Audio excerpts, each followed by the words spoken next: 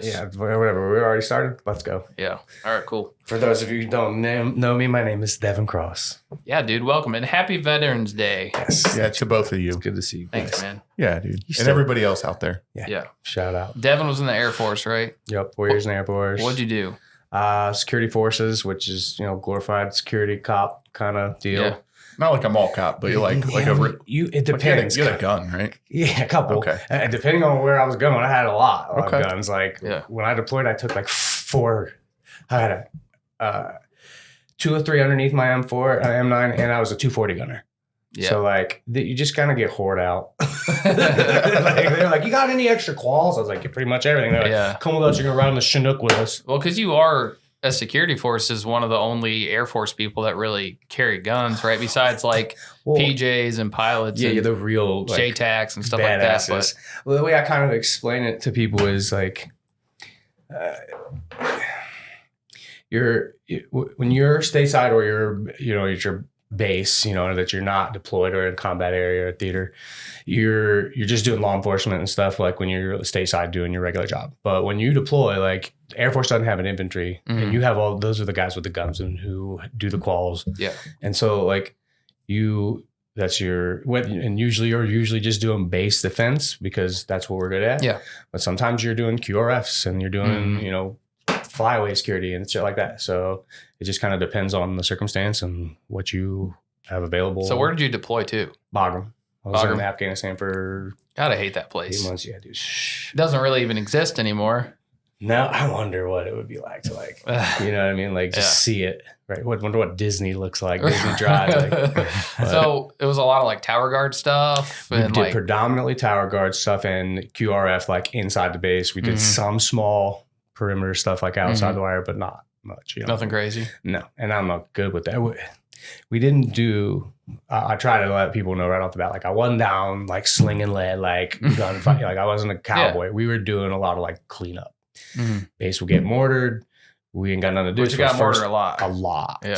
And we were picking up the pieces a lot, setting up perimeter security and waiting for EMS and stuff to get there. So it was like good and bad because you just kind of I don't know what. It might feel better to be like on offense because you're pretty much on defense and you're just waiting like, it's a nice night tonight. I hope we don't see fireworks. Yeah, because at least when you're like on the offense side, you have somewhat of a say in what's about to happen. Yeah. Or you're For the most at part. least in the mindset of like, let's fucking get this done. Instead of like, I'm about to go to chow. Oh, wait, we got to get into a bunker. Tonight. Yeah. Dude. Yeah. But it was like a mild deployment as far as like some of, the people we know and thing, So, but it was a good experience. Got back to Germany and had plenty of time and To unwind. fat paycheck to kind of go explore and do some things. So it was a great experience and I couldn't ask for better. Well, what made you pick that job? Well, first of all, like, who were you in? I'll let you know. Who were you in high school? Like, kind of a shitbag probably to most people. Like, I don't know. Not really. I actually didn't like fall into like a clique. I really didn't like the whole like jocks and goths and like whatever. Like I was kind of vibed with everybody and like I sat with the handicapped kids most days at lunch because Darren Gacko is like our fucking best friend. He's a senior with us and like he was our biggest fan on the football team. Yeah. And so I would sit and eat lunch with him most of the time. And then you don't seem like a cliquey kind of guy. it was, I just kind of can understand. Like I just kind of get along with everybody, and that's kind of been a gift in my career now. Like I can talk to anybody. So cutting hair is easy. A mediocre athlete at best, but that's where I kind of like realized I had a little bit of fight in me. You know what I mean? As a young man and having sort of a rougher upbringing, like you got to find ways to let that out, right? The outlet for you.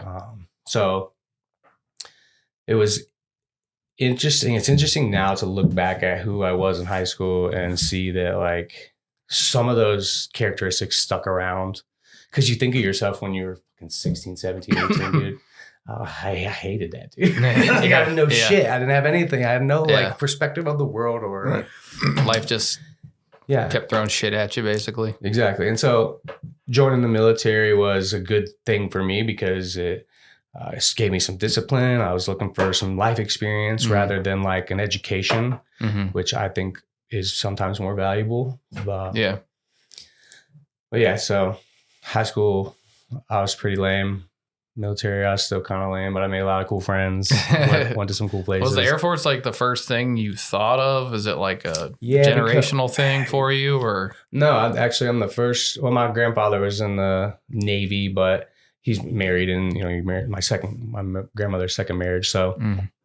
But he was the only veteran in the family. And actually, when I told him I was joining the Air Force, he's like, why do you want to go and join a chicken shit outfit like the Air Force? I said, first of all, Pops, I don't like the ocean. Yeah. And two, I definitely don't want to be stuck on a boat with a bunch of dudes in the ocean. So he was like, all right, well, whatever. At least you join in the military. Yeah. And it was kind of because, my dad passed away when I was a kid. My mom kind of fell off the deep end. I kind of been on my own a lot since I was young. And so I needed that. And shout out to myself for realizing I needed some fucking guidance because I was going probably either to jail or, ended up working at Top Hat doing security or something. Hell yeah. Yeah. So it was a good experience to answer your question. No, I didn't always know. And I was this close to join the Marine Corps because most of my friends, Travis Krebs, was like one of my first friends from joining the military, and we lost him as most of us know. And Dave and the Stacy boys so. Well, what year did you join? What year is this? 2008. Okay. So, and I graduated in 2006, and I was kind of waiting around. I believe it or not, I actually wanted to be a firefighter, guys. Hell yeah. That's why I was good, but they were going to make me wait a year in the DEP program. And I was like, I can't do a year. Yeah. I'm just sitting around here. To go to school? A year to go to school? Like I couldn't even go to basic until they needed another firefighter. So I was like, all right, well, what leaves tomorrow? Yeah. When you're like 18, 19 years old, a year is a really long time. Yeah. Especially when I'm trying to get out of here. I thought the military needed people, bro. Right. And they do if you just want to do whatever they want you to do. And I didn't want to do that. So long story short, he's like, air traffic controllers they always need them because they wash out like crazy. And I was like, all right, what's that? And they have the highest suicide rate, like the top 5 years running. Dude, it's like they're in the top 5, like 20 years running. But think about now with all these aircraft shit going on, I don't want to be in charge of all that. I'm glad that didn't work out. So what happened was I get sent to, I leave for basic, go through basic. Basic was not as bad as, I had a pretty cool recruiter. He was pretty honest with me. He's like, if you fly under the radar, it'll be a breeze. If you see bright orange, I do not fly under the radar. And that motherfucker saw me and was like, copper top, front and center, and made me a fucking element leader immediately. And I got in trouble for everything. Yeah, bro. So I would tell everybody going through basic, you want to stay in the middle of the pack, dude. Dude, there's no staying in the middle of the pack for me. I was like, I'm short, I'll sit in the back. No, dude, he saw me, and then I ran the short kids. I was in charge of all the short kids. So I get through basic. I did fine. I didn't graduate from the top of my class or anything, but we had a great squad, and we won a bunch of ribbons and stuff. Get to tech school. I'm at Biloxi, Mississippi, Keesler Air Force Base for air traffic control school, and that is America's armpit. Biloxi, Mississippi is the sweatiest place on earth. It sounds like it. It is so sticky, but it was an awesome place to be. It was my first I was outside of basic, you know what I mean? I didn't care where I was. So fast forward, I turned 21 there, got a little bit of freedom. We would go to casinos and stuff, probably some places we weren't supposed to go. Right. Everything on the blacklist. Yeah, strip clubs, for sure. I was like, I'm 21, dude. I can do it. Yeah. Anyway, that schooling is incredibly hard. And he kind of gave me a heads up about it, you know what I mean? But I didn't think that was the first real adult moment where I put everything I had into something and failed at it. Because most of the things in high school and sport, if you put in some effort, it came to me, you know what I mean? I didn't have to school. I was one of those kids that was school wasn't as challenging for me or whatever. So it was one of those things I couldn't have tried any harder. Right. Maybe I just can't. Yep. Can't do it. And I took it. And in the Air Force, when you fail the same test twice, no questions asked, you wash out and they reclass you.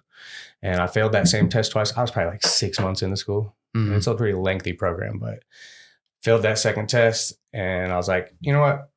It's not for me. And it was a weight off my shoulders almost because it was hard and I was trying. Did that interest you? Like, were you truly interested in that area, or was it just like it wasn't like a pat? It wasn't like, oh, I'm heartbroken that I didn't work. This didn't work out. It was interesting enough because it was so complex and there's so much. And if you're good at it, you're a bad motherfucker. Like people that are managing all that airflow and like, what's the coursework like? I mean, like, so there's two parts of it. Everybody thinks air traffic controller is just the tower, the guys up top. So there's that. And in most places, like, let's, for example, say, and I might be misspeaking, but I'm pretty sure the people up top will cover, say, like 5 nautical miles in all directions, like visual, but there's somebody directing all that airflow to them. And it's the people in the top and the bottom, which are the radar. Okay. And so I would have been sitting in the basement of a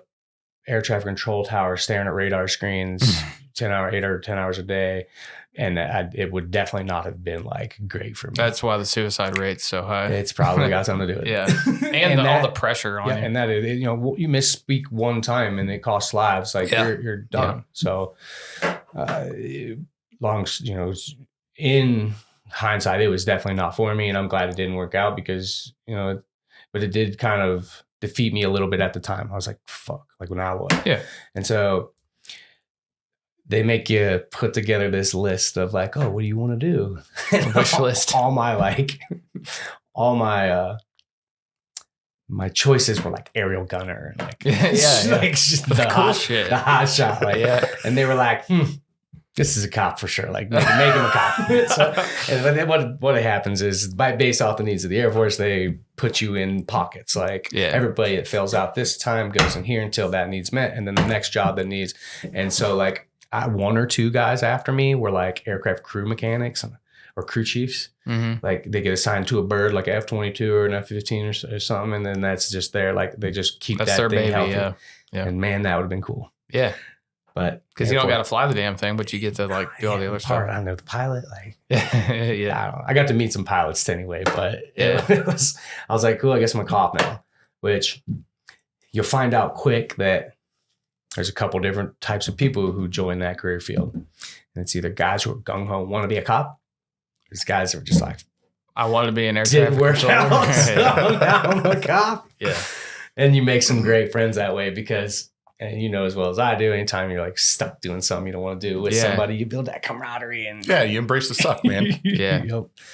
So that was honestly the blessing that led me to my first duty station, because in air traffic control, you're not going nowhere for like until you get your like 7 level, which is like 10 years of like nonstop training for your job and doing your job and not fucking up. And so you are limited to like a handful of bases that are like training bases, limited to airflow, not going to, destroy the national security if you fuck something up. Right. Yeah. So, the crawl, walk, run, the saying. So, excuse me. So fast forward through my tech school. I have to go back to Lackland for tech school, which was a bummer. Get there. I have what's called prior service because I was already in a tech school. So I'm like a little higher ranking than like everybody else. So again, I'm a leader. Were you in with people that were reclassing too? Some, but mostly people fresh out of basic that were cops. Okay. You know what I mean? Or that were signed up general. That makes sense. Yeah. And they, so the good thing, the pro is that they need cops everywhere. Every base needs cops. So when I got through tech school and I got my first orders and it said Spangdahlem, Germany, I was like, I did it. And I was actually I had 2 buddies that were really close friends of mine that were both going to Hickam, Hawaii, Paradise. And for the Air Force. Yep. And there's a female that wanted to be closer to her family, like in the state, wanted to stay in the States. And I was like, hey, whatever I get, I'll trade with you if you want, because you're allowed to just trade orders, which is kind of crazy. That's kind of nuts. I don't care. It's just as long as a body's going here. Interesting. It's like lunch. So I was about to trade with this girl. And then I got mine and it said Germany. I was like, I'm sorry. These are mine. Yeah. Like, you guys have fun in Hawaii. Sprackensy dick. Yeah. Dude. And that was like the greatest. So I get to Germany. I get there on like a weekend. And I'm sure enough time's gone by. It's not like a statute of limitation anyway. But I got there on a weekend. It was like, first of all, the guys who were my like sponsors, they showed up pretending they were like captains. And so they were fucking with me the whole entire like hour ride back to the base. And once we got there, they explained to me like, nah, well, I'm just senior airman. I'm on your flight. Like, so they were really cool. It's like late at night on like a Saturday probably or a Friday. I can't remember, but it was a weekend and nobody was like, there was no way for me to like check into the base. I just went to my dorm. I made a phone call, let somebody know I made it. And then I went to the chow hall to get something to eat. And it's like nobody in there's like 10 o'clock. I walk through the line and there's this big dude with a hat, like a chef hat. He's got his back to me. He's got shoulders like this fucking big. And I'm like, God damn, dude, like how many muscles you need as chef? Like fucking beef stroganoff. Got all the protein. This yakisoba. So, and then he turns around and it's a fucking friend of mine from basic training. He was my dorm chief. Sweet. And I was an element leader. So like we were boys. Big ass Japanese dude named Naoyoshi Sugimoto. Jason, if you're listening, I hope that is how you still pronounce your first name. Right? We always called him Jason. And he's a big Japanese dude, and he was services, so he just was in the chow hall. And I didn't know. Like, I went to another base and somewhere else, and I get to Germany, and my dorm chief is there, and he's like, "Oh, you're here. We're going out." I'm like, "Bro, I'm not allowed to leave the base. I just got here." He's like, "We're going out. You're in Germany. Your first weekend in Germany. I'm taking you." So, hell yeah. So he takes me out straight to the red light district. We go straight to a club called A1. It's like a European club, and you know me, I'm like a small bar guy. Grew up drinking at fucking like Duke's Bar and like what was the Punch Bowl? Oh yeah, remember the Punch Bowl? So we go to this club and it's got like different floors, and each floor is like a different vibe, kind of. And we get to one that's like most tolerable, and we get crazy drunk and had a great night. Got back to base safe. Nobody ever knew about. So I spend 3 weeks like in processing the base. And I'm like, dude, I'm in Germany. It's great. The mornings or you wake up. There's a Bitburger beer. You ever heard of it? It's like it's like Germany's like Miller. Like not great, but it's popular. It's like a staple over there. It's brewed in Bitburg, which is 10 minutes away. On the Autobahn, you can literally smell them brewing the beer as it like walks through the hills. Amazing. So like Germany is awesome. 3 weeks, I in-process the base. I get to my training squadron to start learning the ropes, learn the base layout, all that stuff. About 3 weeks there, get orders to deploy. I was like in Germany for about a month and a half. And I'm like, well, now I'm out processing and going to the desert in Nevada to do 90 days of ground combat training. Oh, that sucks. It was Creech. It was his experience. But anyway, I went, deployed, came back, had the rest of the year to I knew I was safe. I wasn't deploying again, and unless I volunteered, which I was cool. Didn't want to waive your dwell time. I was cool. While you were in Germany. I was cool. Yeah. And then from Germany, I got sent to Mountain Home, Idaho.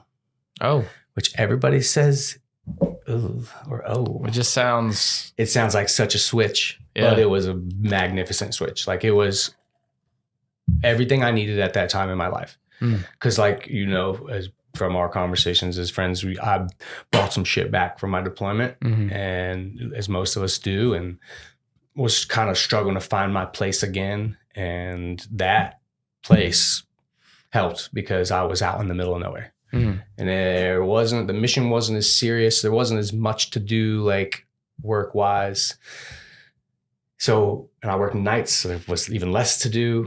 And me and, you build a strong friendship with those guys because you guys work such crazy schedules. You can only hang out together. Like, you know what I mean? You know exactly how it is. And so we get into fucking trouble. And like, it was a great like moment in my Air Force experience to where like I realized because you go through ups and downs, and I thought everything was crashing, and I found a little bit of myself, and I found some people that were also, there for, kind of doing the same thing. And it was a great experience. So did you feel like you were going to stay in at that point? Like, when did you decide to get out? I decided, I knew I wasn't getting out, or I knew I wasn't staying. I wasn't going to be a career guy ever. I never signed up with that intention. And when I signed up for air traffic control, it's a minimum 6-year enlistment. So, you do active, inactive, right? Mm-hmm. So it's like a 6-year minimum. So I had to sign up for 6. But when I reclassed me, they never let me negotiate that part of the contract. So as Air Force, like security forces, you can fucking enlist for 4, 6, 8, whatever you want. Mm-hmm. And they didn't give me a sign-on bonus, which they were supposed to. So I was like, listen, you can either let me out at 4 or, I'm not going to re-enlist. So however you want to do it, you kick me out or you can let me out at 4 or whatever. So it got worked out and got out after 4, came back here, kind of kicked around like dead end jobs I don't want to say dead end jobs. Some of my friends I worked for, and they're great people, but they weren't going to be anything for me long term. Mm-hmm. I just was trying to find what I wanted to do and what I liked. And I've had to do a ton of different shit. Like when my clients ask me like what I did before hair, I'm like, how much time you got, buddy?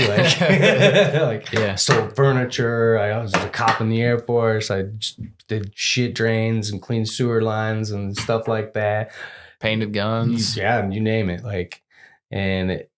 I think that has made it easier for me to work with everybody. Mm-hmm.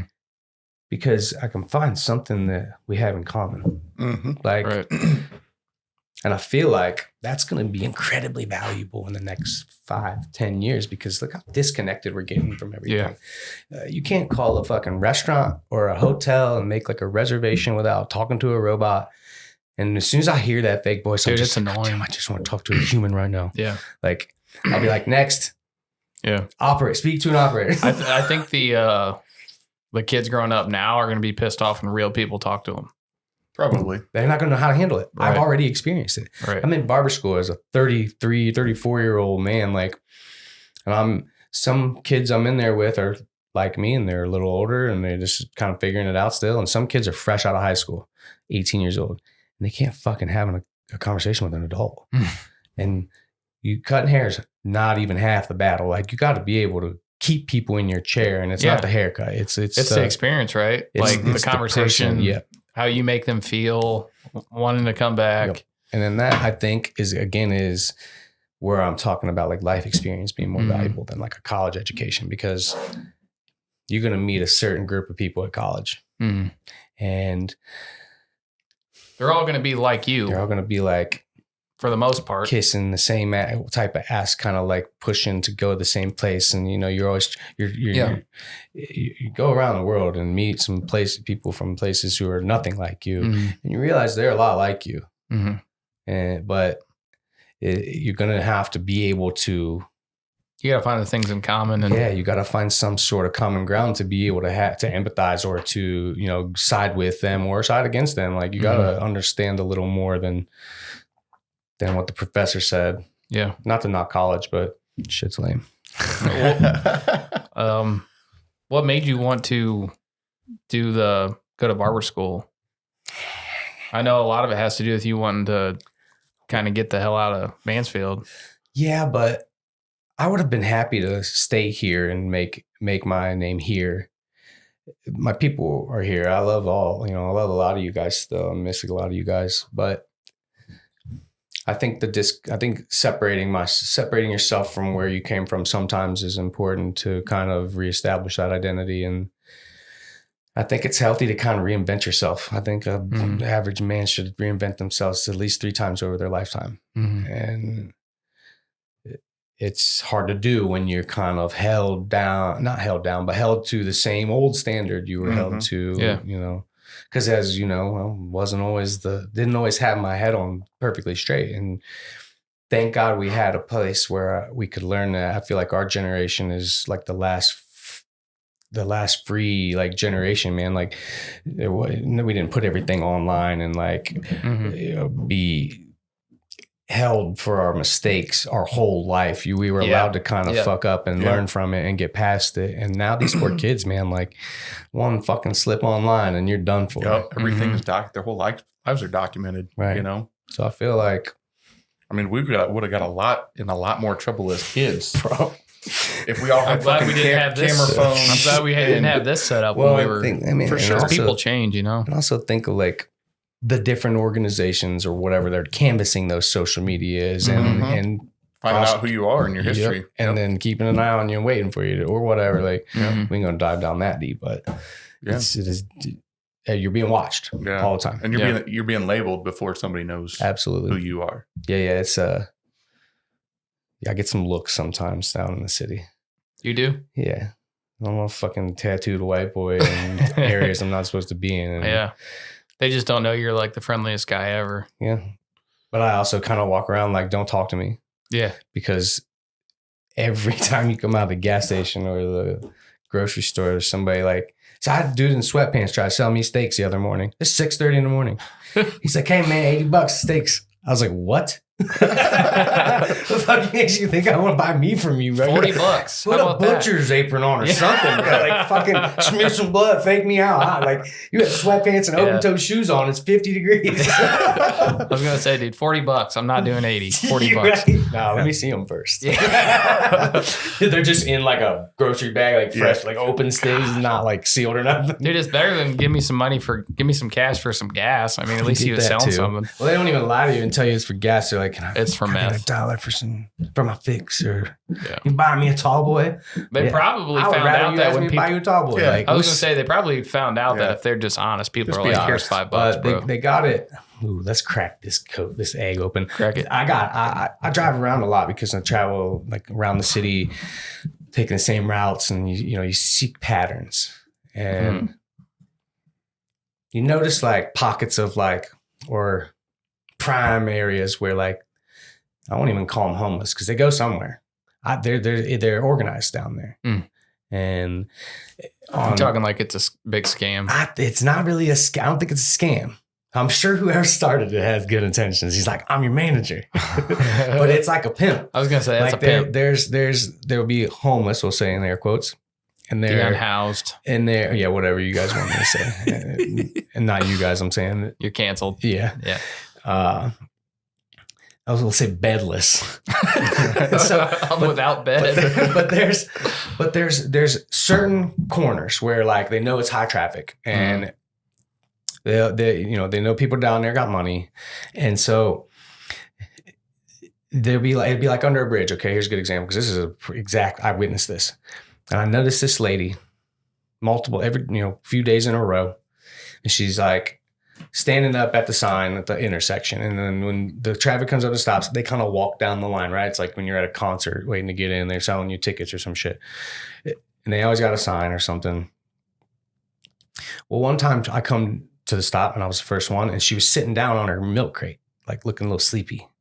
And this dude's walking up to her. And I've seen him before at other corners with and he's like, shaking him up. He's like, stand up, hold the sign. He's like getting him, like, he's like, you're not going to make anything. I don't know what he was saying, but I can imagine it looked like a fucking pep speech. Like the body language was pimpish. And so she stood up and she's like, oh, so just hold the sign with her eyes closed still. And he walked back under the bridge. And the last time I saw him, he was like counting money. And he was like pass a little bit out to everybody. And I'm wondering like if it's like that's pimp behavior, dude. Yeah, you guys collect everything, because one time I did donate to a guy. They do this shit too. Every so often you'll see one with a dog. Oh, that gets me, dude. I fucking hate that shit. So instead of giving them money, I'll go into the gas station and I'll buy like beef jerkies, like beef snacks, stuff you share with the dog, bottles of water. So I did that and I stuffed like $10 inside the bag. And I was like, hey man, this is for you and the canine. And he was like, oh, thanks. Didn't even look at it, shoved it in his like briefcase thing and went right back down the line. And I was like, you don't even care what's in there. So you take that bag to your boss at the end of the day, and he decides what you get to keep probably. Dude, I mean, it's a tale as old as time. Like if there's speculation. If there's gonna be but if there's money to be made on corners, there's gonna be they're gonna fight for control of the corner, and people are gonna organize. Turf war, dude. Like it's freaking wild, dude. it's just the natural order of things, man. It's like organized homelessness. Or, I mean, I don't know. Dude. I think it's more like we should Hunger Games them. Sorry. Most of these people have either mental illness or addiction issues. Yeah, for sure. And it would be smart for someone to come along and be like, hey, you can't manage your stuff yourself. Let me help you. Yeah, that's I've talked about this before too, but you can't house all of them and expect them to not be homeless. They have either mental health issues, drug addiction. I'm not saying it's always their fault. No. But it just means they can't, most of them, unless they're just down on their luck, can't live a productive life. That's why they're on the street. You know what I mean? Yeah, food's the cheapest it's ever been in American or in world history. Like price per calorie, I think that's an actual breakdown, and it's like the cheapest ever. You know what I mean? We just have more sugar and calorie dense food. Well, I was gonna say it's crazy, bud. Think because it is skewed, but the fucking grocery bill is crazy. No, I'm just saying when you're hungry, a calorie is a calorie. You know what I mean? Right. Well, yeah. If you need them, they're packed full. Dude, So. just to stay on topic, but like another viewpoint that I witnessed the other day down in West Virginia. There's obviously poverty and all, a bunch of shit where I ride down there. But these people, and maybe it's because there's not busy street corners, like there's not stoplights, but they were actually in the middle of the road with a traffic cone in the middle of the road. And I saw two different versions. Some of them had a sign that said, help me out. And then other people had like a little garage sale in the middle of the road. They had a table set up. See, I respect that. On the double yellow lines. Like I don't respect that. They had a table. And they were like trying to sell shit in the middle of the road. Probably stuff they stole or something. I don't know. You ever had or found, yeah. You ever had somebody clean your windshield and you didn't have any cash? I don't think I've ever experienced somebody cleaning my windshield. They did that in El Paso all the time. Yeah, nobody's cleaned my windshield. They don't want to do stuff like that. Like, not to be a dick. Well, and nobody has cash anymore, or hardly. But yeah, or they just don't carry it because I'm tired of people asking for it. They probably I feel less guilty if I just don't carry it. Mm-hmm. They got Cash App. Oh, they do. Oh, dude, the last QR time. Codes. So there's a gas station by our house that, depending on the time of night, somebody's standing outside or whatever. Like, I get out. I park at the gas pump most of the time because I can get out. And I had a person ask me for spare change. And I was like, no, man, I'm sorry, I don't carry anybody. And they're like, you Venmo? And I was like, you have a fucking cell phone? Yeah. I said, dude, you know what Indeed is? Put together. Do people want to give you money on that app? Get on there and make yourself valuable. Like, yeah. I've been broke before. I've been poor, and nobody started over more times than I have. I've been on a ramen diet for a month straight, like broke. And you can find ways to make yourself valuable. They're like, I've done the lowest jobs you can imagine. It sucks, but you can do something to kind of pull yourself back out. Like, and I'll tell you something about like that, like starting over, but that'll make you resilient. Because when I left this barbershop to start my own thing, I had been there almost 5 years, and it's comfortable because they provide enough things for you that make you, you don't have to worry about shit for the most part. But dude, like, you're not afraid to try again ever if you've had to, figure it out before. And I think that you can't put a price tag on that. You can't like confidence. Yeah. Yep. Not to sound like a fucking arrogant prick, but you got to kind of either fake it till you make it or just do it. Like, so. I remember when you left, people are asking me like, I haven't seen Devin in a while. What's he doing? I'm like, he told me he's going to go make people silky smooth. That's dude, funny story. Before I started barber school, I watched that movie probably 10 times. That was the only hair movie I could get on. Like, I love that movie. It's so fucking good. Don't mess with the Zohan. Yeah, that was actually a weird time too, because when I decided to, me and Corey Brandt, shout out Corey Brandt, I love you, baby boy. That's interesting, man. You guys might want to consider having him as a guest. Dude, that boy's got a story. I ain't met nobody so close to. He died. He died, and we said goodbye. And then he was alive the next day. Shit. I was like, bro, Corey, I'm sorry if I'm giving too much out. I was like, what was it like on the other side? And he was like, I don't remember anything but the most vivid round of golf with my grandfather I've ever had. Jesus. And he was so young when his grandpa died, he never played golf with him. So if you guys are interested in having somebody with a story on, that's the guy. But anyways, sounds fun. Me and Corey were living together, and we had his house over on whatever labor. And I was at the end of like working for like friends or small, like I was working for friends or friends of family and things like that. And like nothing was fulfilling me. Wasn't their fault or anything like that. It was just, I was still kind of finding I never had that aha moment as a kid. Like some people wake up and they're like, I'm going to be a firefighter, I'm going to be a cop, or I'm going to be a cowboy or whatever. Like never had that. And I don't know what it was, whether dad dying young kind of took that, like it was survival after that. So like from that's what I was going to say. It sounds 10 like years on. Sounds like, a lot like surviving. Yeah. Right. I wasn't worried about, what I was going to be when I grew up. I was just trying to grow up. And so me and Corey lived together, and I was tired of like just not getting either what I wanted or what I thought I deserved or what I was working for. And so I was like, you know what? I'm going to do something for me. I'm going to do something that fits me, that I want to do. You know what I mean? And I didn't think it was barbering even. I was working with the counselor up in Cleveland through the VA. There's a program called vocational rehab. It's like they take a disabled veteran and they treat it like a GI Bill kind of. But there's a little more involved. They do like processing, and you do quizzes and like questionnaires and things to like fit you. It's like you in high school where they're like, you'd make a great coach or mechanic teacher, or coach or whatever, like, And so we worked together for months. I think her name was Laura. She was awesome. But I was actually going to move to Cleveland because I was kind of establishing a network up there. She was helping me so much. I was like, I'll just go to school up here. I love the lake. I love the city. The Browns hate me, but I've always been a Browns fan. So, excuse me. And so I was getting ready to like put together the plan to move up to Cleveland, find a barber school, all that shit. And March 2020 popped off. Yeah. And shut everything down. And I was like, well, fuck. Me and Corey were still selling the house. I was like, I gotta make a move. Like, and I didn't have anybody up in Cleveland. I have family, cousins, grandma, aunts and uncles down in Columbus. I was like, if something happens to them, I gotta be close to help out. And so moved down there with, not knowing shit. Like everything was closed. There's no like barbershops, tattoo shops, tanning salons.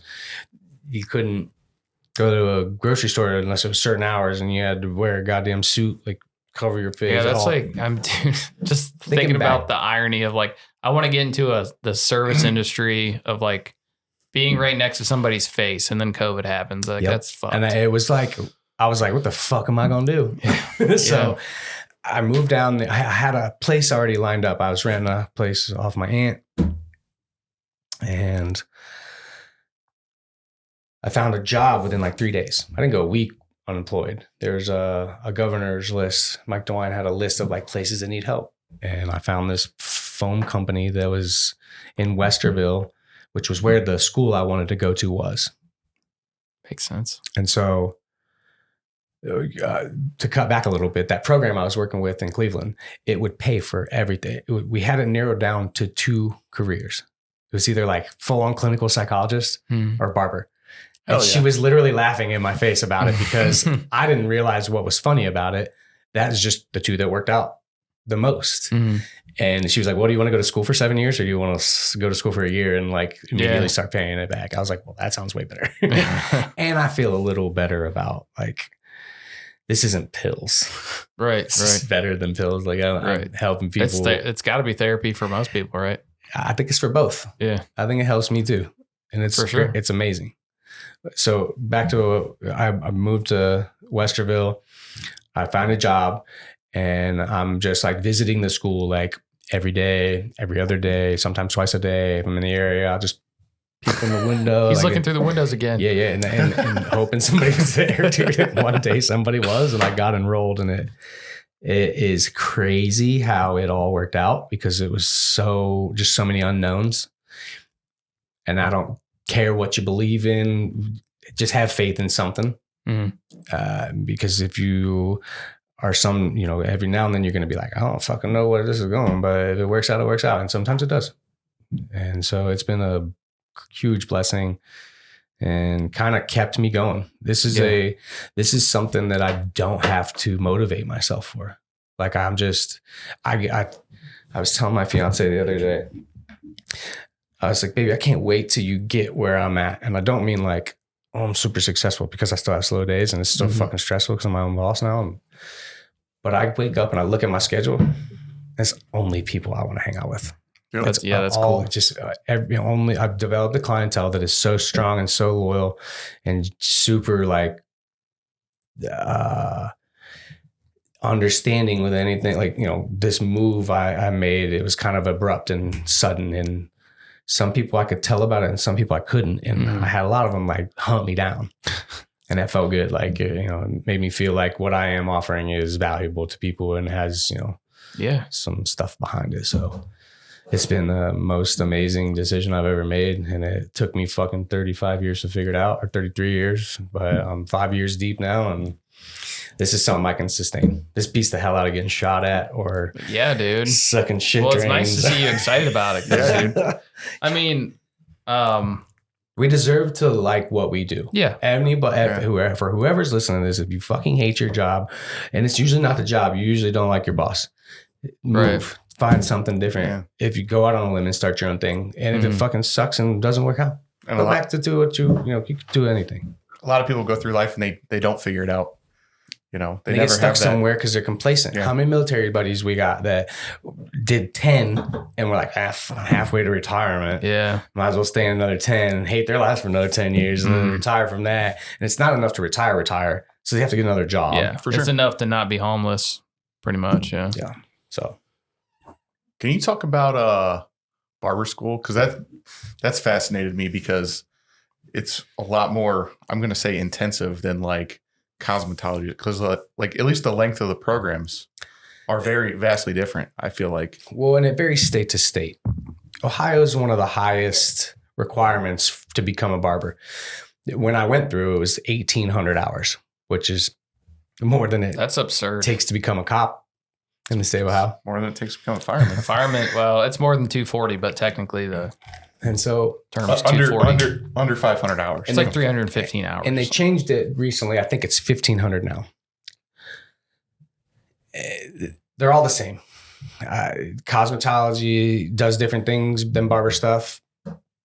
The big main difference would be like, the only thing that really separates a cosmetologist from a barber is the razor, straight razor. And there are ways around where cosmetologists can still use like a safety razor. But they're not doing like straight razor shaves and things like that. And they're going to do a lot more color, like creative color, things like that. We're doing more like gray coverage, things like that.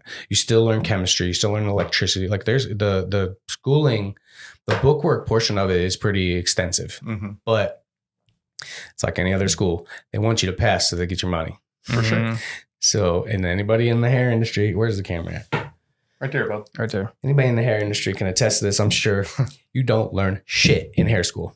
You learn how to pass boards, right? And so I being like one of the older guys in barber school and having the past experiences like leadership stuff, I became kind of that. You know what I mean? I'm not going to bash the school, but anybody who knows where I went knows that place sucks.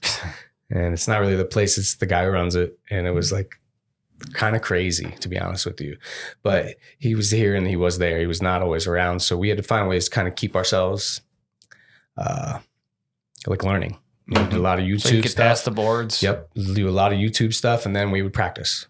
Watch, practice. Monkey see, monkey do. Yeah. Is there practicals for the boards? Is that mainly what it is? And that's the like part where people fuck. That's where you fail. Is there written? Yep. There's a written and a practical. It's like what are those questions? 300 questions and then like a 40-minute practical where you just basically run through everything. Damn, bro. You should have just went to fire and medic school. It would have been save you less time.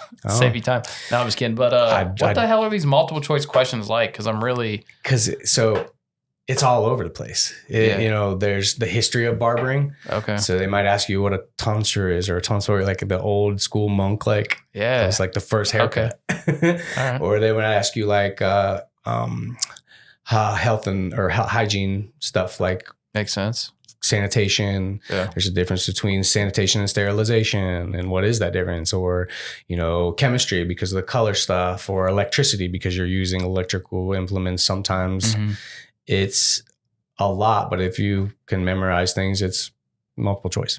And a lot of it is, you remember like multiple choice tests when you're in like grade school, when it's like 3 clearly not. Yeah, practical. obviously and then not there's one right. where you're like, I remember that one. Yeah. I was like that. It's a lot like that. Okay. Fair enough. So, but it was a good experience because that's where you get your licks. It's not, the books aren't going to help you. You've got to do it. It's OJT. It's on job training. You got to learn. The more you fuck up, the more you learn, the better you get.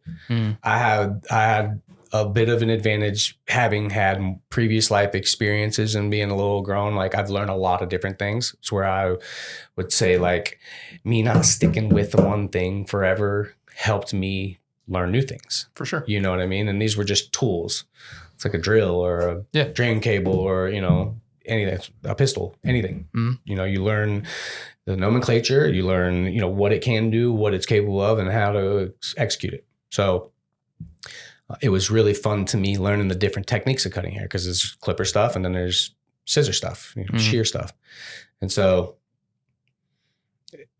I'm just sticking more arrows in my quiver, right? Like I'm just learning more things to do, and that just helps me talk to more people, which is only going to serve me in this occupation. So, I heard the continuing education's insane for to keep your barbering. It's not the. I mean, as far as the hour requirement, or is that just is cosmetology and once you get barbering done with your schooling, to keep your license, every couple years you do like a CBT, like online, listen to a slideshow, answer some questions. If it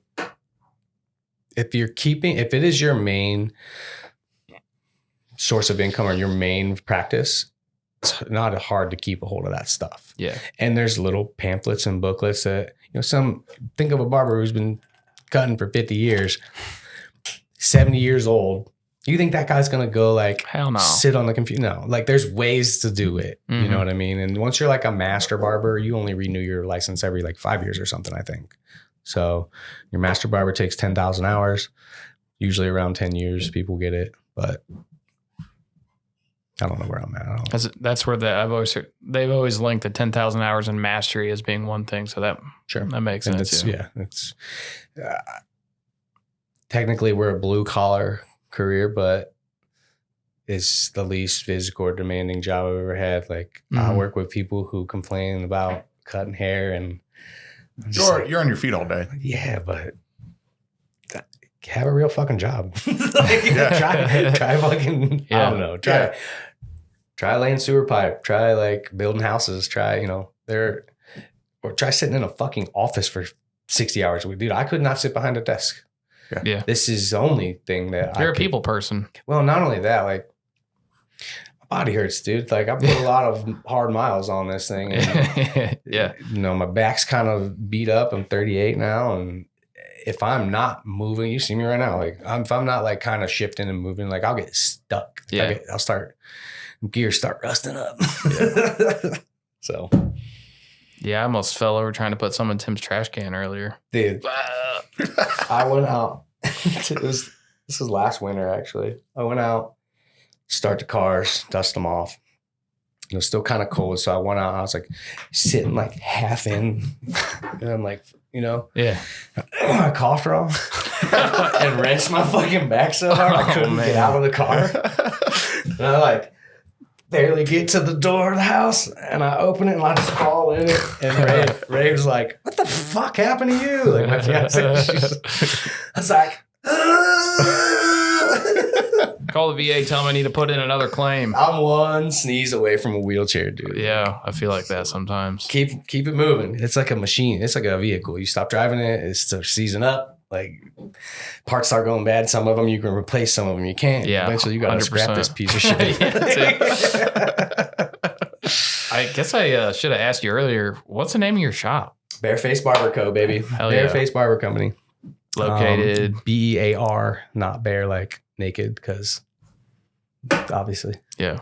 I'm on the south side of Columbus. I'm in a suite right now at a salon loft, so I don't like being associated with the word salon, but it is what it is. It's kind of a cool concept. They're like landlords. They just provide a space for you. You do whatever, I'm completely independent. They stay out of my business. They, if something, my water or my electricity messes up, they fix it. It's really cool. So it's a step in the direction. I've already located a building that I'm gonna hound this lady down and hope I can sweet talk her into letting me put a business in her space. She has a perfect location, but I'm not going to say more about it until I know if that's even a thing, because I have a year lease at this place either way. So 785 South High Street, Bear Face Barber Company. If you're in the Columbus area, it's easy to find me. I stand out like a sore thumb. What do people come to you for them? What do you specialize in? I'm going to go ahead and say like people like their beards trimmed. And that's like, if I had a big beard and I wanted it nice and I saw you, I'd be like, that's the guy right there. That drove a lot of my beard clients. Like our pictures online, they see my beard. They're like, I probably knows how to take care of one. And they're right. Yeah, they're right. But I don't really specialize. I specialize in men's grooming and like style. I have a lot of guys who ask me, and I don't dress the best. I think carrying yourself has a lot more to do with it and what you're comfortable in. So men ask me questions, and I don't care if they're 18, 25, 35, 85. They ask me like, how they should do this or how they should do that. And I'm not like the end, like the say all, I'm not like the holy say of anything, but you're not the arbiter of fashion these days. Yeah, right. They seem to receive it and be happy with it, and they get compliments. And that is how I know it's not, because I don't compliment my own work. I let them tell me what people are saying about it. And if they are not getting compliments, I ask them if there's anything we can do to change that. And there's always almost something you can do. And I get tons of good feedback, and I think that I sort of demand it. You know what I mean? I let people know. I'm very good at communicating with my clients. The first thing you're doing when you sit down is I'm consulting with you for 5-10 minutes before we even touch your hair. And it's to find, especially a new person, it's to find out more about you. So I know what do you do for a living? How many kids you got? What you guys got? School, church, things like that. Are you carrying yourself, you're dressing up every day for work, or you work from home and you can kind of get away with, do you like options? Do you like to go a little messy on the weekends and clean it up for the week? So that all that stuff tells me something more about you, and that helps me to learn, what. And I always ask everybody, I'm like, listen, if this is our first time, you need to give me at least 3 before you fire me, because it's a process, right? Like it's a feeling out process and things like that. And I always tell people, if they're unhappy with anything within that first week, you get back in and we address it before it grows out and you are just like, I don't want to go back. So, but I have clients from all walks of life. Like I never thought, all the traveling I did, I never thought I'd be in Columbus, Ohio, meeting people from all over the world. Columbus is growing in such a way that I couldn't afford to move back here because I couldn't make the money I make down there. There's people, there's so many businesses going in down there. There's so many big companies coming there. Like, the Intel thing is up in the air still, but even if that doesn't go through the Andural. What's that? Oh, Andural. All right. So you look like you don't know either. Andural is it's a defense contracting company. I love defense contractors. Well, they're about to make Columbus. They're about to bring a lot to Columbus. Andural is, I can't believe you don't know about this. Palmer Luckey, the guy who invented Oculus. Yeah, I saw him on Rogan for billion. Oh, is that guy? That's Andural. He's bringing that to Rickenbacker Air Base. Okay. Or airport. Well, that makes sense because I think at Rickenbacker, that's Columbus, Rickenbacker. I was thinking, what's the other one in Dayton? Right, Pat. Right, Pat. They do NVG stuff there. But so Andural is buying up warehouses and property down there, and they're about to employ something like 4,000 people. And it's gonna change the face of combat forever. Like the stuff he's working on is insane. It's weird future. For the people who haven't seen that, they should watch a Joe Rogan episode. That he's on the Sean Ryan. Yeah, I've been a big fan of his lately. Sean Ryan too. I've been watching the show. He's got some good stuff on there. Dude, I love his podcast because he'll talk to like Navy SEALs and all these people, and then he'll have some chick on that's like, "What does love mean? How do relationships work?" He just talks to everybody, dude. He just had this super rich guy on that bought the Skinwalker Ranch. Yeah, that's right. To debunk it. Yeah, he ain't debunking it. Dang. It's a good one. Yeah, but I've been in my old age trying to keep up with like what's going on in the world. Yeah, and it's impossible. Well, you probably have your ear to the street in the sense you have people coming in and I know locally, and then you see like what's on our like feed. Yeah. And it's wildly different. There's not as much like, I know we started off talking about like the bad parts of the city and stuff, but there's a lot of amazing parts. Like I work in the German Village and Brewery District area. Everybody's nice. Like people are amazing. And like my clientele reflects it because they cover all demographics. Like I got college kids that work in bars and restaurants. I got surgeons and lawyers and Columbus Clippers. And I got a guy who drives race cars. Porsche has a factory team down in Columbus. And so sweet. Everybody's doing okay. But like you watch the news or world, doom and gloom, right? Everything's fucking falling down around us. And if that's true and the collapse has started and it's going to hit us later, like it ain't going to change anything we do right now. So just trying to keep. That's an awesome perspective to have though, because it's like smiles on faces, man. Like, yeah. It's like when people tell you other people to go touch grass, like you're talking to real people like, hey, it's not so bad actually. Yeah. Like go actually have a conversation and get off your phone every once in a while. Yeah. I got a lot of kids. Like if I get a dad, he's going to bring me a son. Like that's just how it goes. And I got a lot of kids who it must have been a lot like I was when I was a kid, where I just was fucking happy about everything and everything was cool. And like nothing was, because these younger kids, you always hear everybody talk about these younger generations, but like the kid, like I'm talking between like 8 and 15. Okay. They're in school, they're in like the hardest school and like the worst middle part of it. And like, they're all fucking having a blast. Like, nothing's wrong. Like everybody's, Well, have you ever seen those memes? It's like, my dad during the 2008 financial crisis. And he's like, you're just like playing Halo. Like, you know what I mean? Like, right. That's what we all did. Yeah. Yeah. And so like, it's just interesting to see the perspective I have now being like plugged into the actual public. Yeah. Rather than before when I was like, everybody sucks. Everything sucks. Like, it's not that bad. Everybody's beautiful, man. We all got a story. Yeah. And that was the coolest part about it. Like everybody's got a story. And if you ask, like, it's interesting. Yeah. And so I have a blast talking to my clients and catching up with them and, figuring out what's going on with their lives or what's going, everything. So, and it sounds like that's what true happiness is, just waking up and being happy to go to work when you don't think of it as work. It definitely makes it easier to go when you don't have to motivate to do it. I just look at my schedule and I'm like, hell yeah, he's coming in to hang out. So how bad is it? How much does it suck when you get sick or something and you have to like move everybody around? It's hard to do. Yeah. It's hard to call off. I mean, like, my guys know it's a fucking emergency. Yeah. 5 years I was with that barbershop. I might have called off 3 times. And it was in the last like year when I was like burning out. I mean, I was overworked. I was seeing like 17 people a day working 10-hour days. I was there 45 hours a week. I was the only person who worked more than 40 hours. And so if I didn't make the move I did when I did, I'd have been too burnt out to do it later. So I kind of pulled my schedule back a little bit.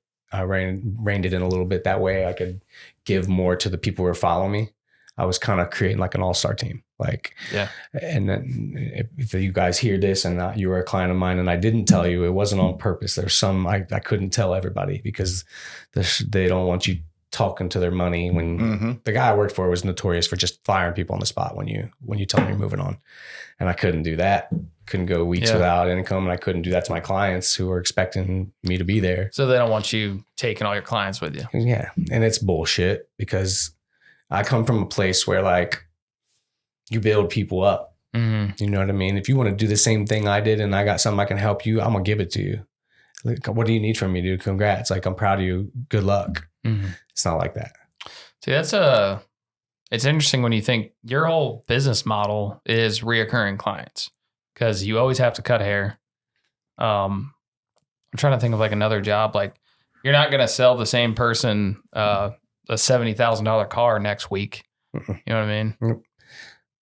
It's more about, it's like I said, it's more about the interaction, the experience than the haircut. Yeah. Because I got clients I've been cutting for 5 years. Every now and then it's not perfect. Mm-hmm. And they're like, hey, what the fuck is, and I'm like, my bad, dude. Thanks for letting me know. Kind of fucked me up. You could have called me and come in early and I'd have fixed it before it got bad. He's like, I don't care.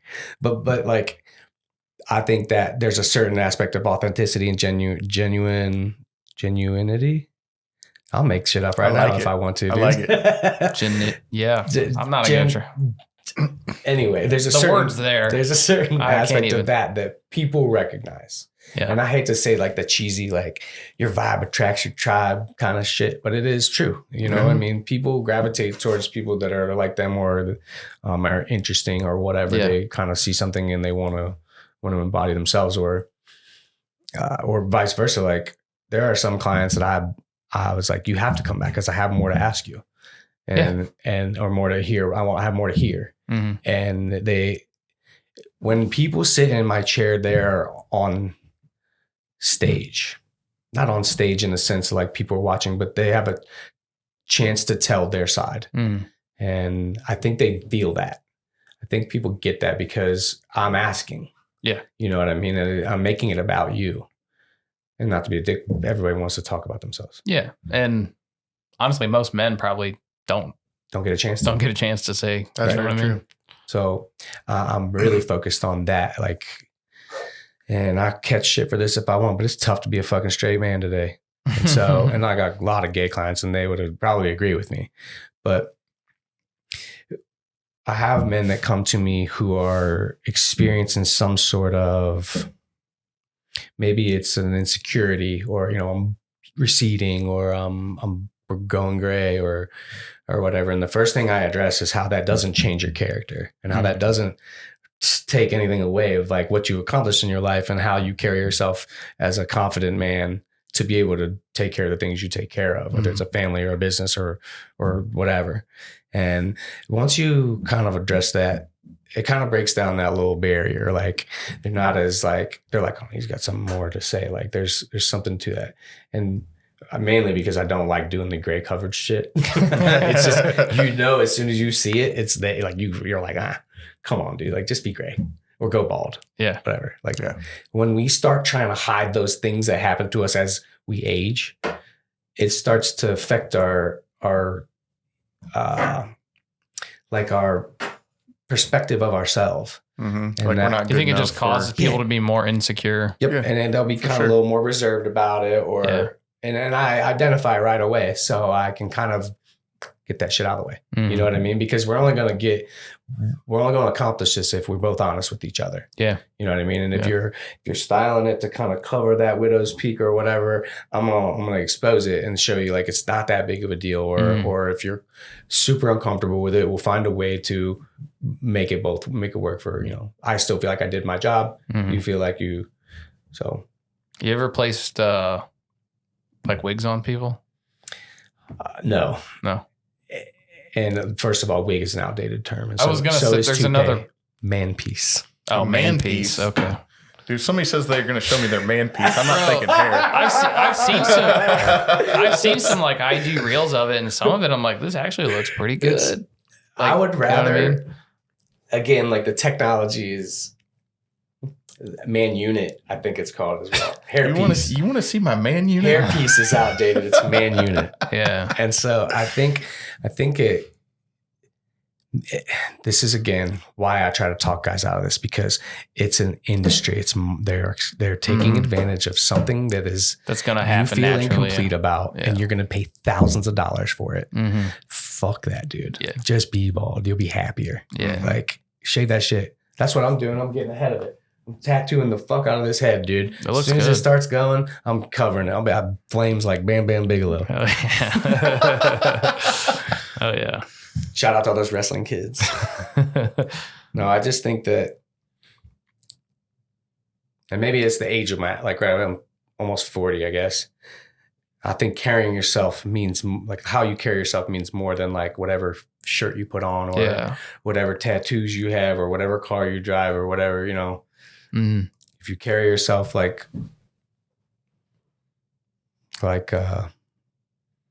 maybe with like a little confidence. Yeah, and you don't have to be a dick about it. Just carry yourself. You know, I had someone who was not assaulted, but like robbed. Like, I don't even know if the person had a gun, but I won't say any names or anything, but this person in particular, like, is kind of quiet and like, you know what I mean? And if you carry yourself like a victim, you're going to run into shit like that. So act a little crazy, motherfuckers will leave you alone. Yeah, dude. Honestly, the people that get attacked the most are the victims of opportunity that keep their head in their phone, keep their head down. Yep. Or just are trying to avoid some sort of confrontation or whatever. If somebody's standing too close to me, dude, I'll turn around and look at them like, I hate that, fucking dude. bothering you? I hate that shit. Let's go back. I hate standing in line and somebody's like breathing down your neck. Touch you like you're too close. So go back to DNC, just like right. So I don't know, man. Yep. Yeah. But I'm happy for you, man. I'm happy too, man. I'm fucking so happy to see you guys. Yeah, it sounds like it's been forever. Awesome. We're doing all right. I got engaged, bought a house. We're getting married, I think April. She wants to get married in April. I was like, you're the one's got to change your name. Like, you better get some shit together. Yeah, I got to do shit. Coming up quick. Like, I just got to show up. So yeah, we'll see. It's just, and it's going good. It goes bad too. Like it's constantly changing, and you just got to be like prepared to deal with whatever comes your way. Like, life is not gonna take it easy on you. It's not gonna be puppy dogs and rainbows every day. No. They'll be puppy dogs, but they'll be shitting everywhere and they're fucking chewing up your shit. Like, sometimes puppies are the worst. Yeah, but it gets better. Dude, animals are. We can do a whole nother hour. How many cats do you have? Don't worry about it, dude. There's too many. Like you said, 10. So we. How many of them did you find in a dumpster? We rescue. Only one of our babies came from a dumpster. That's Maggie.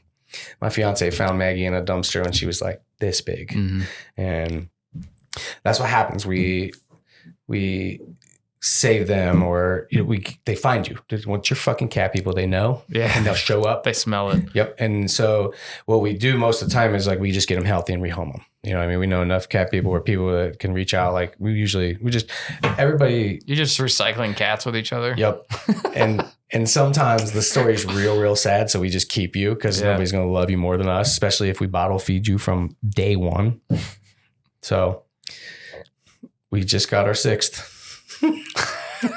There's a little tiny orange dude named Cheese. Yeah. So we have Sam is like 12 or 14. Maggie's probably 10. Nate and North are like 4 and 3. Fucking cat daddy. Sam, Maggie, Nate, North, Felix, and Cheese. Hell yeah, dude. We have a chicken coop in our living room. Nice. That's where the baby is. For cats? Yep, it's a cat coop. Hell yeah, dude. And then while he's weaning, he's in the like little cabin area. And as he gets bigger, he'll come down. He can come down and mingle and he'll have everything he needs. And they can like get used to each other without like feeding him to the wolves. Because Nate's I got a 20-pounder, dude.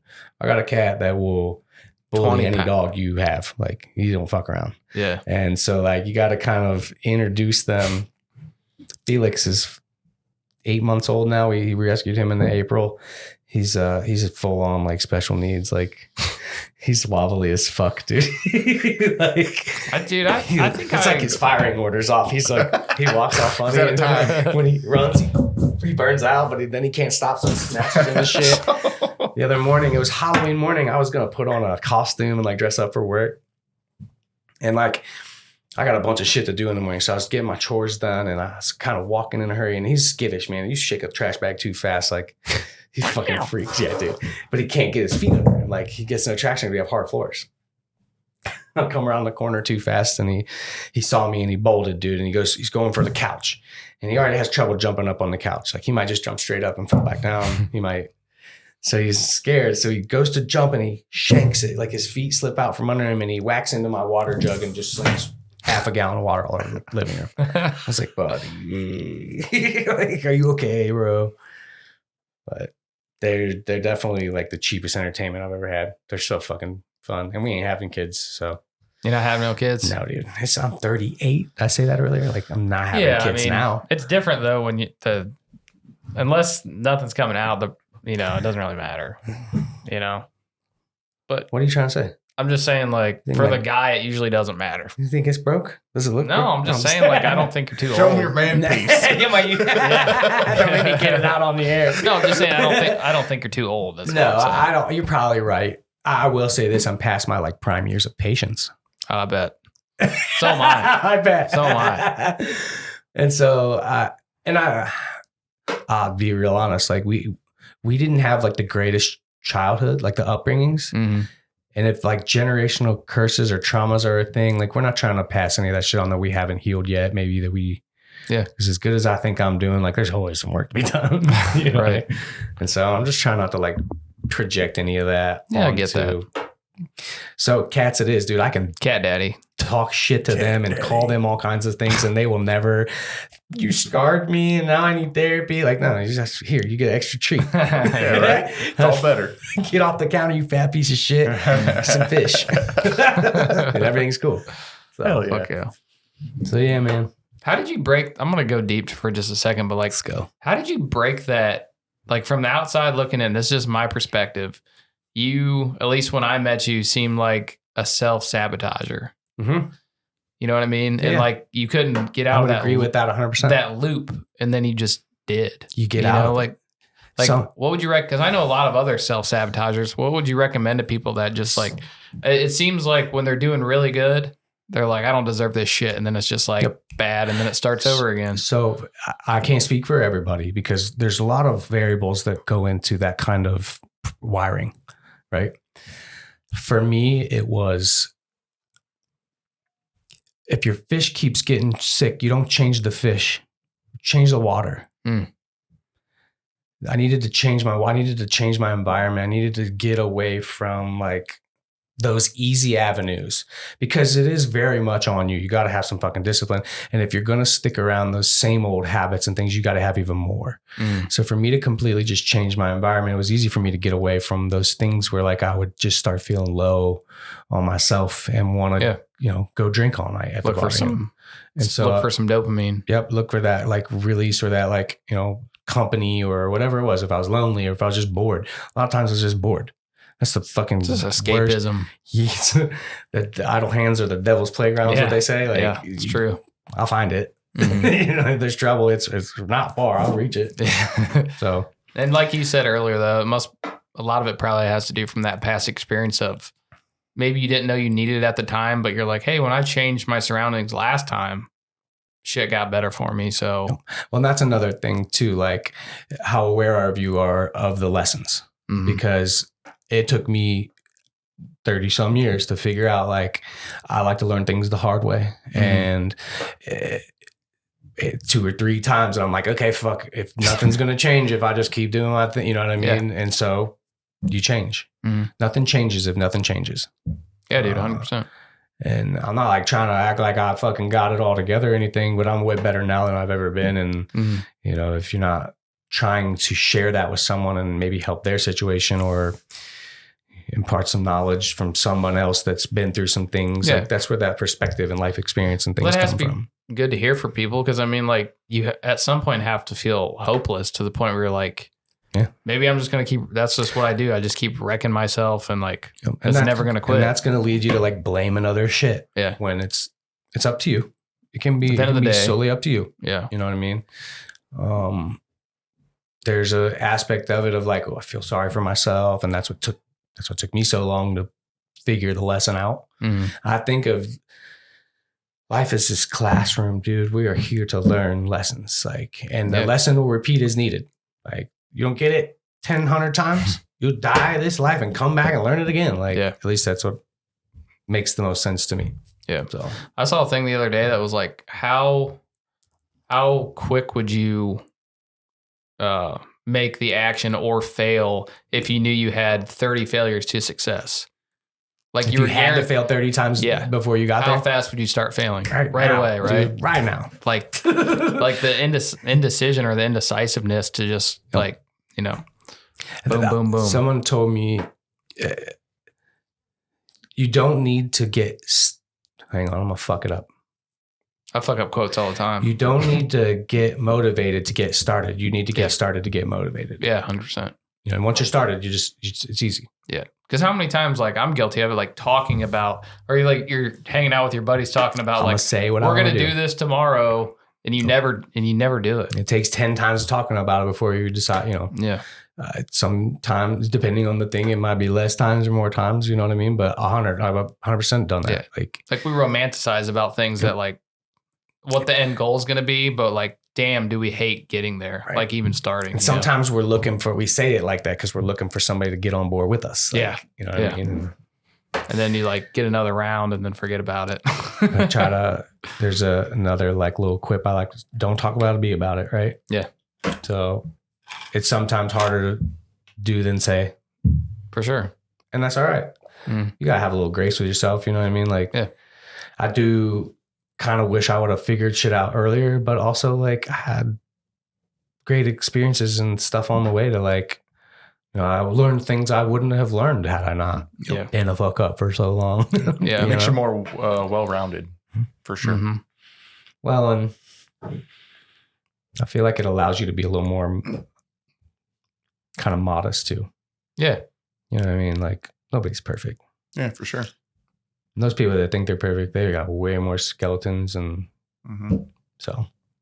Yeah, man. Or they're just delusional. That's most of the time. People are just too scared about what other people think about them. I mean, at the end of the day, that's what it comes down to. Well, and it goes back to kind of what I was talking about, man. Gives a fuck what anybody thinks about you. Are you comfortable? You happy? You feel you feel good in your skin? Yeah, I told Tim a few episodes ago, you're gonna die. I mean, tonight. Yeah. Damn it. Yeah. If I do, please learn how to drop this episode. If I do, I didn't kill myself. We didn't talk about nothing that crazy. No. We'll save that for the next episode. Yeah. Yeah, man. Well, hopefully the next time we talk to you, you're just still kicking ass, but I'll be in my new shop and we'll be filming it from there. Yeah, dude. That'd be you guys kick-ass. down as a guest that time. So you'd have to maybe sign some consent forms if people want to, because I want to see a whole beard being done. I'm not going to be beard ready by then, because I got to shave every 3 days. Dude, you couldn't grow a beard if you didn't shave for a year. Bro, I grew something one time in my chair, dude. That beard, you'll have a beard next time. I promise. You don't know. I got some secrets. You got some fucking oil? Is it just tea tree oil? Snake oil. No, actually, dude, the only thing I recommend for people that are experiencing hair loss or male pattern, whatever, rosemary oil. Castor, find a castor oil that has a rosemary in it, and it gets it cooking. You'll start noticing new growth in months. It takes a little while, but your dick will still work. There are no side effects. Rub some right there, bro. If the only side effect is you smell good. So yeah, because everybody wants to sell you some miracle cure. It's not. It's just nature give you what you need. Well, you heard it here first. Yep. Don't. I'm not a doctor. Or yes, he's a doctor. I'm just a barber. Dr. Devin Cross. Even though back in the day, barbers used to be surgeons. You guys know that? No, that's cool. Dude, barber surgeon was the title. If you had a sore tooth or we would do dental work. Damn. Too much blood in you, would let a little bit out. Yeah, let's do some bloodletting. Take some cocaine That's gum. what I need some of that shit. barber pole symbolizes. There's symbolism behind it. There's red, white, and blue, right? Yeah. The white symbolizes the bandages. The red symbolizes the blood. The blue symbolizes the veins, I believe. And then the cups, the silver cups, that's to catch the blood. Bro. Yeah. Bruh. It's crazy. I'm never going to look at it the same again. I know. Dude, the history of barbering is insane. I bet. Like, So you actually did enjoy the school. I that enjoyed part of it. History that. part So, of it. yeah, a lot of it. Like some of it is kind of redundant, and you're like, I don't know. If you're an adult, you kind of know these things, but like Right. some of it is very informative, and the different like cultures of it. Like during the Civil War and slavery, dude, there were black barbers that served their masters, and some of them got some next cut. Like, I bet, dude. So that would be way too tempting not to. I would. Yeah. Yeah, right. You're just like, dumbass. Yeah. But also some of them, didn't, and they became like really like important barbers and people in their craft. So it's cool. Hell yeah, brother. I got lucky. I can do this for a while, I think. So forever? No, I don't want to work forever. Well, yeah. until you're done, I mean. Yeah. I don't know. We might have to work till we die. Or retirement's probably. Yeah, Social Security's going back up. Anything else you want to shout out, dude? You want to shout some stuff out? I'm going to link your IG if Shout that's out cool. to you guys, man. I appreciate you. This is awesome. I had a lot of fun. I was a little nervous at first because I don't like hearing myself talk, but these help. You're just so, like I said, you're just such a people person. It's so easy to talk to you. Time just flies by, Yeah, it did kind of go fast. Yeah. No, man, I just want to thank you guys. Bear Face Barber Co. or Bear Face Barber by Instagrams and stuff. Should have a shop within this year. Oh, well, not this year, within the year, I'll say. So, but you got a chair. Well, yeah, I mean, I have a space. It's just, I want a shop. I think my clients deserve a shop. I want a place where men can come and still be men and just kind of, relax. You got some time to kill between your appointment. Come in, play the jukebox, play some pool, something like that. Yeah. So have a bourbon or Irish whiskey. Oh yeah. So yeah, absolutely, brother. Yeah. Love you guys, man. Happy Veterans Day to all my veterans, past, Happy present, Veterans future, Day. past. Thank you guys. Yeah, thanks for coming, man. How do I sign off? Later. Point at the camera and say later. Later.